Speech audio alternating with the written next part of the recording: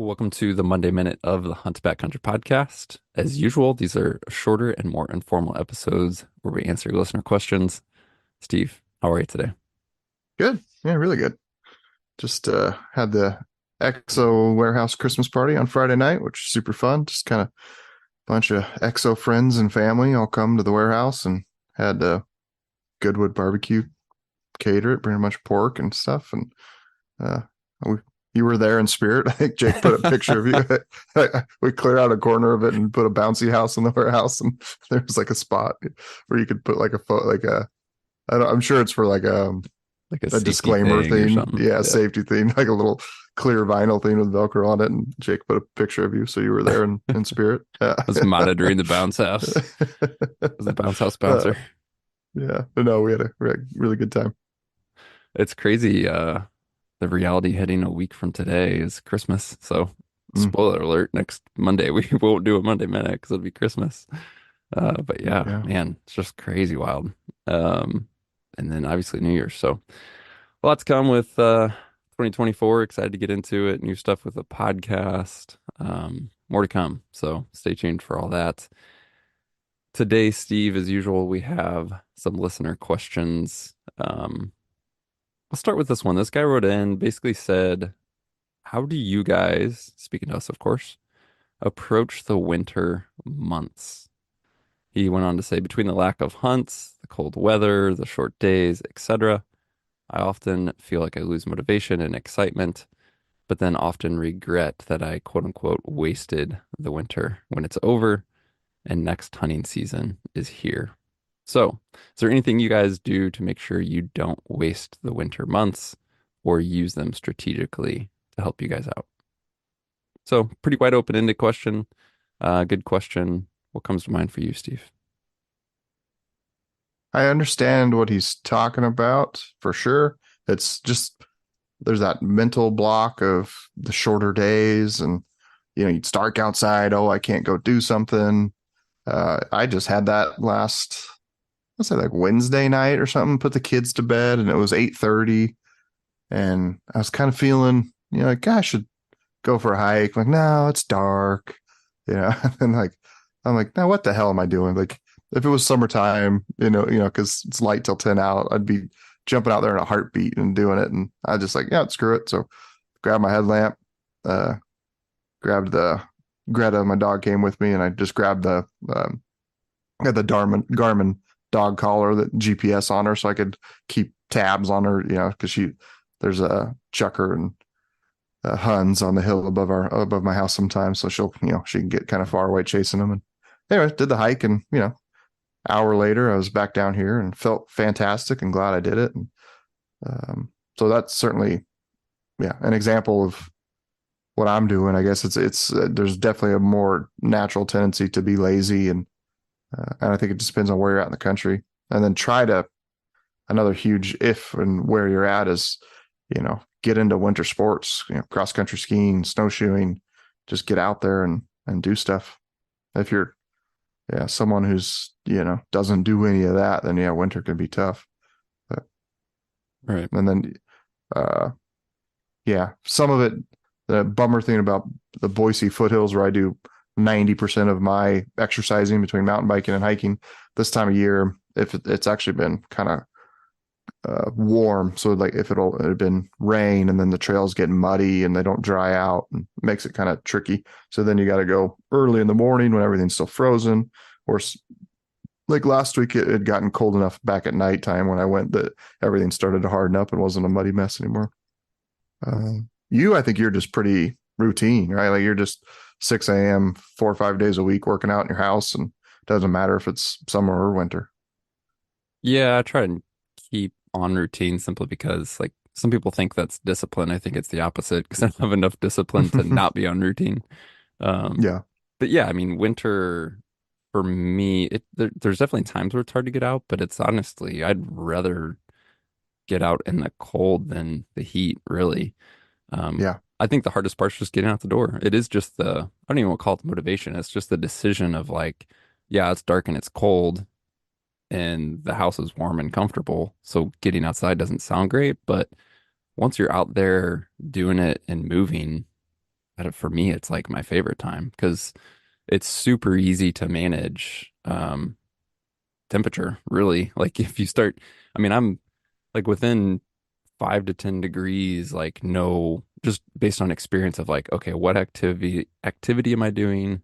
What's not only the temperature, but like winds, and then it's just like can be really comfortable, not Hmm. overheated or overdressed and not, too cold. So yeah, I mean it's kind of like the old adage of like there's no such thing as bad weather, just bad gear. I think that applies to winter just because especially with a lot of hunters or guys listening to our podcast are going to have good stuff. So it's not that it's uncomfortable. It's just the decision to leave warmth and leave comfort and get out there and Yeah. do it. So it's a little bit of like, it depends on the activity, but um, there are times where, to your point, Steve, like trails are in bad shape or things like that. But I would also say, one thing I try to do with like my winter activity or training is don't think that everything just has to be hunt specific, right? So, I mean, we both like to hike year round.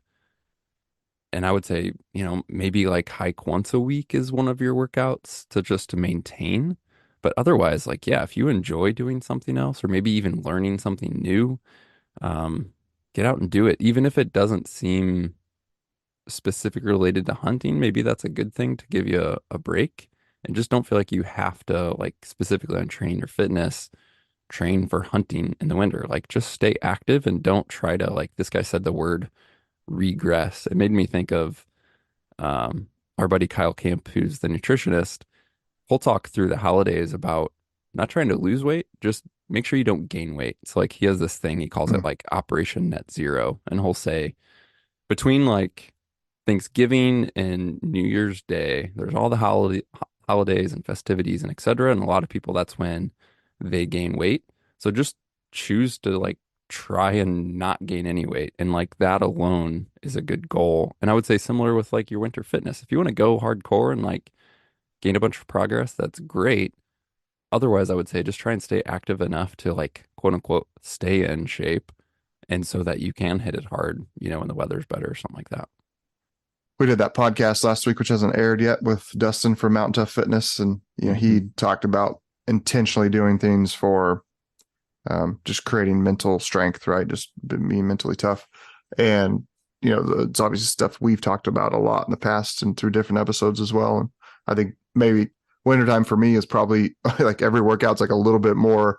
You got to tap into that, like, oh, all right, it's cold outside, it's gonna suck for the first 5 minutes, like my hike last that one night, because it was probably back down in the 20s. And I generally dress pretty light because I know a quarter of the way up the hill I'm sweating, and so it's kind of pointless to like put a really warm jacket on. So it's like the first just takes a little bit to get warmed up, but once you do, you feel fantastic. And yeah, one thing I always do, like a little mind trick I'll play, is I have never ever regretted doing physical activity, right? Like Hmm. once I'm done, like, no, no, I should have just stayed on the couch and watched football, right? Like that doesn't exist. So I always do that. Like if I'm battling, like, I could be lazy, and like, no, I'm going to feel great. I know I'm going to feel great. I don't want to do this in the moment, but the second I get started, I know I'm going to feel good. So just go do it.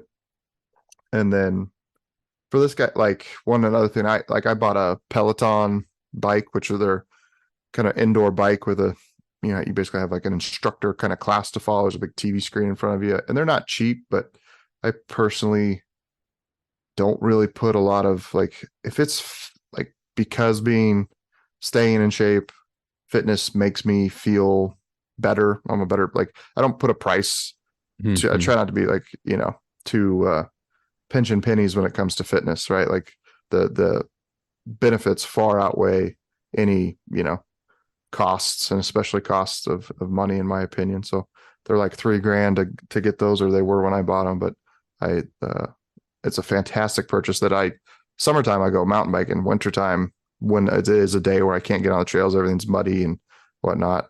It's absolutely awesome to hop on that bike and get a great workout in. Get creative, right? There's plenty of things that you can do to to uh to make sure you're staying, active. The other thing I've always done in the winter, and this is, not training, but is more hunt specific. Um, I shouldn't say always, historically, especially in certain years. Just when it comes to shooting my bow, is I think that it's easy to overlook or underestimate the benefit of shooting indoors, like even blank bailing, like shooting at 3 feet or 6 feet. Just working on shot process, shot execution, or if you've never tried like shooting with a hinge release, for example, winter is just a great time to work on that. Like stay in some repetition, work on your shot process, maybe work on target panic if you have it, or if you don't think you do have it, but you've never gone through the process of like shooting the hinge. I would recommend that to every single bow hunter. Is trying that. I'm not saying hunt with a hinge, but if you've never shot with one or gone through that shot process or worked through that, I think it would benefit you greatly. And winter is a perfect time to do that with a target at 3 feet, for example. So that's another thing that you could really do. I just think it would be beneficial for every bow hunter if you've never gone through that. And that's something I've historically done in the winter as well, is just kind of work on that type of thing. And then obviously there's plenty to do, outside of shooting and training, of course, just with research and planning, of course, application season, all that good stuff. But even just looking ahead at like your family calendar, even and penciling in stuff, and obviously we're all pretty good about scheduling dates for hunts, but it's like scheduling other things, like whether it's, I mean, very practically and not fun, but like nerdy stuff, like, oh, I need this year, like need to get this house project done. Like, when can I do that so it's not going to affect hunting season? Or, you know, build in some time with family trips and things like that. So it's just there's so much you can do outside of just training and shooting or quote unquote hunt specific things that can help you come hunting season because you've already gotten like honeydews out of the way and just logistics. So yeah, I just find like I'm not a New Year resolution guy, but I do find as we roll into a new calendar to just look at the year ahead and spend some time thinking about it, planning, and yeah, make sure you aren't wasting the time or wasting the winter. Yeah, I do a lot of that this time of year is essentially reflect back on this past year, lessons learned, things that I did do, like I'll scroll through photos like, oh yeah, we're camping here and stuff like that. And then just create, yeah, more or less. Yeah. I mean, like I said, it's not a New Year's resolution, just goals for 2024. Like, go, make sure I go on at least one vacation where it's just the wife and I go, get the kids out camping 5 or 6 times. Let's create personal goals, things like that to hit. And I think it's super important to do that type of stuff to keep you on task, right? Uh, so you're not just kind of wasting, as this guy mentioned there at the beginning, like wasting time, and all of a sudden winter goes by and you're like, oh, I didn't do anything. Um, it's pretty easy, especially in this world we're living, to get lazy and just not accomplish anything. You mentioned scrolled through photos, Steve. I got Jen, my wife, a digital photo frame for Christmas, which I had to laugh at because I remember those were a thing. Like when digital cameras first came out, it feels like a long time ago. They had really crappy digital photo frames. And I Mm-hmm. don't know how I stumbled upon it, but they have newer ones now that are like pull from the cloud and they have a really good high resolution screen. And like the one I got her is in a frame, like with a mat, like it looks like a real picture frame and not just some random screen. Anyway, I spent hours and hours and hours going through like our photos from the last, like everything from our childhood to, we've been married 50, I don't know, I should know, somewhere between Yeah. 15 and 20 years. We haven't been married for that long. Anyway, I have 2,600 photos that I picked out to sync to the Holy cow. frame. And it's so fun. Like I just have it set up to change every 5 minutes. But yeah, like to that point of just remembering stuff, like, oh gosh, it's so fun to have that. So random thing, maybe it'd be a good gift for your wife. It was a great gift for mine. I gave it to her early because I couldn't wait because I'm that guy. But she's loved it. And of course, I snuck in some like hunting photos in there, really cool landscapes, fun memories for me to see. But yeah, it was a fun. That just made me think of it when you said going through photos. That's cool. All right. Another guy wrote in, he said, I just finished listening to the Gear of the Year episode and enjoyed it. So thank you for that. My budget doesn't thank you though, because now my wish list is that much longer. He said an item that was crucial for me this year was actually a small pocket Bible. The point is, some hunts and hikes can go wrong and be tough, and I do almost all of my adventures solo. So at the end of a bad day, I'm pretty beat up, away from away from my family and need some mental support, and reading helped me with that. So it had me wondering, is there anything you guys do have, carry, or use to help keep your spirits up when it's maybe late at night or you're solo, you're wet, you're cold, you're exhausted, and you're just kind of down? Is there anything you turn to? I thought that was a cool question. It Hmm. definitely stood out to me. I think this is like probably obvious to some, but worth highlighting for others.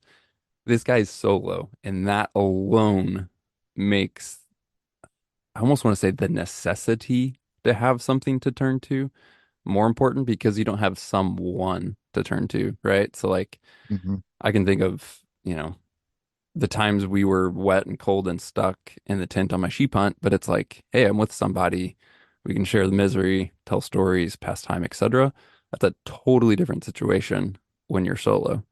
Um, so yeah, for you, Steve, I know some things that you do, but elaborate, I think, on yeah, just do you do anything strategically, either solo or not, but to just kind of like mental reset, keep you in it, fight through the grind, that type of thing.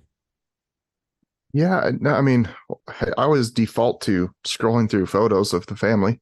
Um, as we just talked about a second ago. I think I do that a lot just in the tent, just start scrolling through and reliving memories, going back a couple of years, whatever. Um, I have recently, especially if it's like a late season hunt, where, it's say it's dark by 7, but I'm not going to fall asleep till 9 or 10. Then I've downloaded some movies to watch for my phone. Not a great idea if you're on like a week long hunt where you're killing a lot of phone battery, but for just a couple nights, it doesn't seem to be an issue. I think that's kind of about it, man. I certainly, if I've one cool thing about the inReach is you do get a like text. So I could, if maybe I'm texting you or texting Bashma or texting my wife back and forth, just kind of chatting and, hey, ask my wife how the kids are doing, how the day went, stuff like that. Um, Sometimes that works in reverse though, because you want you miss the Mhm. family, you want to get back to them. Yeah. Yeah, those are good things. Obviously, most hunts I'm wanting to get away from the phone and technology, but on a solo hunt, like having a movie or a podcast, especially as you said, Steve, like later season, less daylight, more time in the tent, that can be helpful. Um, one thing, again, this maybe seem like totally obvious, but one thing I would do there, is I would bring wired earphones. Like I see a lot of guys talk about bringing their AirPods or like other earbuds or Bluetooth or whatever. But again, to me, that's like another battery to manage. Um, so maybe go old school if you don't normally and bring like a simple pair of wired earbuds if you're going to do like a podcast or movie. Um, Reading, like this guy mentioned his little pocket Bible. It's something I do on every single hunt is have the Kindle app on my phone and have some sort of book downloaded. Again, offline use works great with the Kindle app. It eats almost no battery life, especially in the tents. You just pull it up and have the battery or the screen brightness pretty low. So it doesn't really affect battery at all. So I do that on every single hunt is have some sort of book downloaded offline. Another one that I thought of, and I ran into this with a friend, and he was going into a solo hunt, and we were exchanging some messages back and forth going into it. And this was at the end of his hunting season, and things had been slow, and he was going in for like a final, I think it was like 5 days or something like that. And this topic came up of like this solo hunt into the season, feeling a bit dejected, hunting's been slow, yada yada yada. And I just sent him like a little note and I was like, man, when you want to quit, just remember that if you come out early, you, in all probability, like 90 plus percent chance, will regret coming out early in some form or fashion. But if you stay in there and stick with it and give it all of the time you had available, even if you don't kill something, I just don't think you're gonna regret doing that and putting that time in.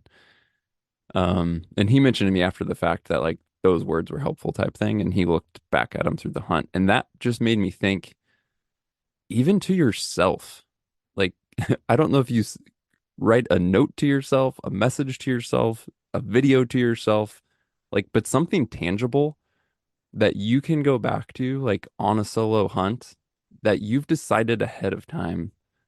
I don't care if this sucks and I'm wet and I'm cold and the hunting's slow, I'm gonna stick this out. And I know we all have those thoughts, but I think there's something unique about having something tangible. Um, so again, whether it's a note in your phone, you can go back and pull up and read, and you see where I wrote this message and said I was going to stick this out. I need to stick it out, or maybe even like a video. I know that sounds really weird, but I think those tangible things and like going back to this commitment that you made just can be really helpful. So that's something else that seems that came to mind to me for this guy's Mm. question. All right. We had one question come through. It actually came through via SpeakPipe, but just for the sake of time, I'm gonna share the gist of it. And he asked if we had ever used any of the quote unquote smart rangefinders that work to be able to range things and drop waypoints. And so, Steve, I Mm. know that your EL range TAs do that. The SIG 8K rangefinder I've used in the past does that. And he was just asking if we've ever used those features, which I'll let you elaborate here in a second, Steve. But this question also made me think of we just recently did the podcast with Onyx and the compass mode. And I really feel like the compass mode in Onyx and projecting a waypoint at distance in a direction almost replaces the need for a quote unquote smart rangefinder that can range and drop waypoints, which I didn't really equate those two till this question came up. And I was like, oh, the compass mode kind of solves that problem. But for me to answer his question more directly, I haven't done it. I've owned rangefinders that are capable of it, like I mentioned that SIG, but their integration uses base map, and I just haven't used base map. So that's the reason I haven't really done it. Have you used that feature at all with your EL range TA, Steve? I haven't. Yeah, I have never messed with it. The Rob that runs SNS for me, he has played with it. Obviously, he's on the phone with customers all day selling stuff, and so he's trying to, needs to be able to talk about the features and stuff. And he has not had good luck with it, frankly, with the Mhm. Swirl one. As far as it drops a waypoint out there, but it could be it hasn't been very accurate in his playing with it. I know he's taken it up on some hunts, done stuff at the office, run to the foothills in Boise, and it's been very inconsistent as far as, you know, 50 could be 50 feet to the left, or like it's not like as precise as you would hope. Like if you shot an animal and you want to go right where that is to start looking for blood, it's he wasn't getting those results. Maybe, I'm not going to completely say it doesn't work. Maybe there was some updates they've done or things like that. I don't think he's played with it for a year or two since that came out. Mhm. Um, yeah, but like to your point, compass mode does everything you need to do, and you're going to be. I think the only barrier would be not having any type of landmark from the aerial imagery to kind of give you if I'm standing on a hill and I'm shooting across a canyon, okay, that's 800 yards with the rangefinder, open up the app, point it at it, and, you're just like cross referencing what you're pointing at to the aerial imagery. Hopefully there's a rock or a tree or a clump of bushes, anything to kind of just get you like, yep, yeah, that is the exact same spot that I'm hitting, that I'm seeing with my eye. Um, so that's, essentially free in the Onyx app. Obviously, you got to pay for Onyx, but um, it's a pretty phenomenal feature. I think that's going to be better than the rangefinder ones. Could be. I don't know. Maybe the Mhm. SIG one works fantastic. Yeah. Yeah. Yeah, In my I just experience, haven't used it. SIG's um, hardware internal components and stuff like that have always just been really, really good, especially the ranging capabilities, the speed and precision that they produce. Cool, guys. Well, that's a wrap for today's Monday Minute. Again, just upcoming things. We have a full podcast coming this Wednesday. We will not have a Monday Minute on Monday on Christmas, but we'll be back at it right after that. A bunch of new episodes. We're recording those state-specific episodes we mentioned prior with like the Fish and Game agencies from different states. Still working on some of them, but have quite a few in the works.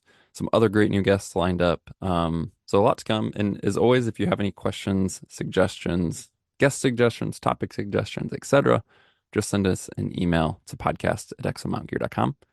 But thanks for tuning in. Merry Christmas, and we'll talk to you soon.